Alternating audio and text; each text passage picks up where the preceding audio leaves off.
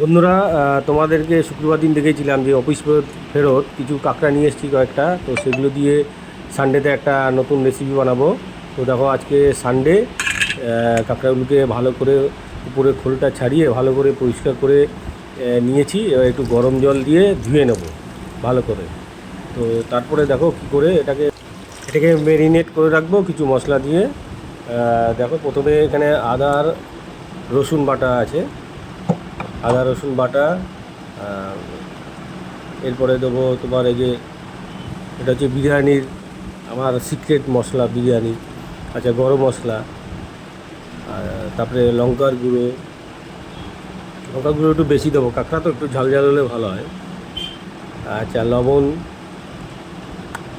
এবার সাদা তেল আর টক দই দিয়ে ভালো করে এটা মেখে কিছুক্ষণ মেরিনেট করে রেখে দেবো।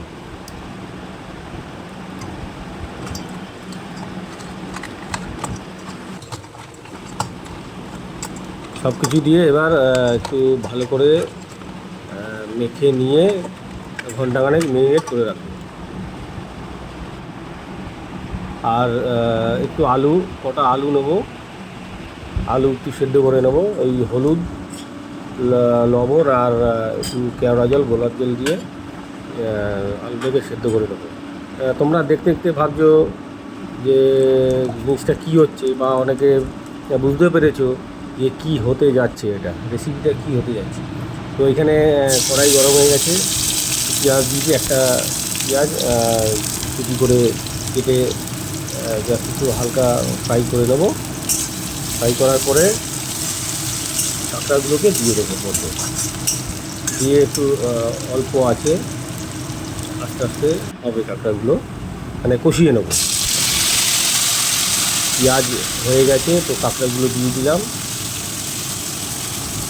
মানে কড়াইটা মনে হচ্ছে ছোটো হয়ে গেছে, কাঁকড়ার ঠ্যাংগুলো প্রায় বাইরে চলে যাচ্ছে। 4টে কাঁকড়াতে 1 কেজি, মানে বুঝতে পেরেছেন। আমাদের কাঁকড়া প্রায় হয়ে এসছে, কষানো হয়ে গেছে। তো এবার একটু গরম জল দিয়ে এটাকে আরও 5 থেকে 7 মিনিট রান্না করব।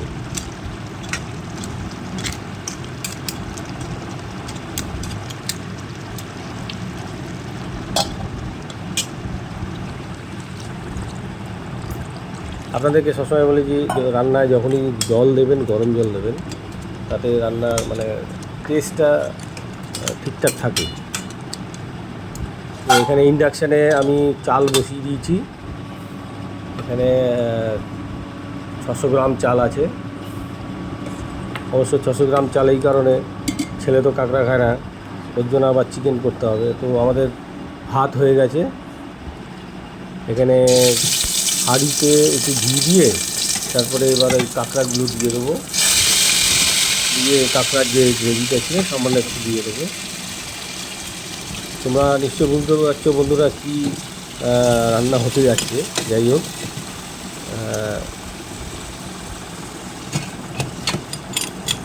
যেরকম মাংসের লেয়ার প্রথমে দেওয়া হয়, তারপরে আলু, একই প্রসেস এখানে কাঁকড়া, তারপরে আলু। আর এরপরে একটু ওপর থেকে যে কাঁকড়ার যে গ্রেভিটা ছিল ওটা একটু ছড়িয়ে দেবো, দিয়ে ওর উপর দিয়ে একটু বিরিয়ানির মশলাও ছড়িয়ে দেবো। তারপরে এবার রাইসটাকে দিয়ে দেবো। তো সবাই বুঝতে পেরে গেছো কী রান্না হচ্ছে। তো অনেকদিন ধরে কাঁকড়া খুঁজছিলাম যে একটু ভালো কাঁকড়া যদি পাই তাহলে এই রেসিপিটা করব। যাই হোক, শুক্রবার দিন পেয়ে গেছি। আচ্ছা, ওপর থেকে একটু দুধ দিয়ে দিলাম। আর আমি কিন্তু এখানে কোনো বিরিয়ানির কালার টালার দেবো না, আর একটু ঘি দিয়ে দেবো, ব্যাস। কেওড়া জল, গোলাপ জল আর বিরিয়ানির যে মশলা আছে ওটাতেই ফ্লেভারটা আসবে। আর লবণ দিয়ে দিলাম, লবণ দিয়ে এবার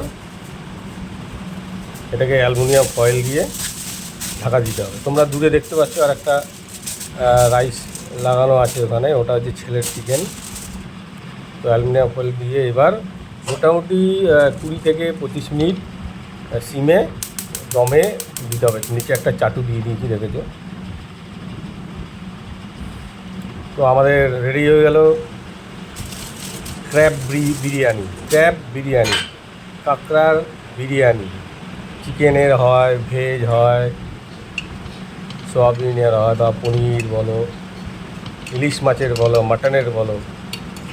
তো দেখো আজকে কাঁকড়া বিরিয়ানি করলাম, তোমরা ওইভাবে করে দেখো, প্রসেস একই বিরিয়ানি। তো পুরো গোটা কাঁকড়া, একটা কাঁকড়া গোটা ভালো করে উপরে খোল টোল পরিষ্কার করে তারপরে রান্না করা হয়েছে। তারপর এই দেখো প্লেটে পুরো গোটা কাঁকড়াটা,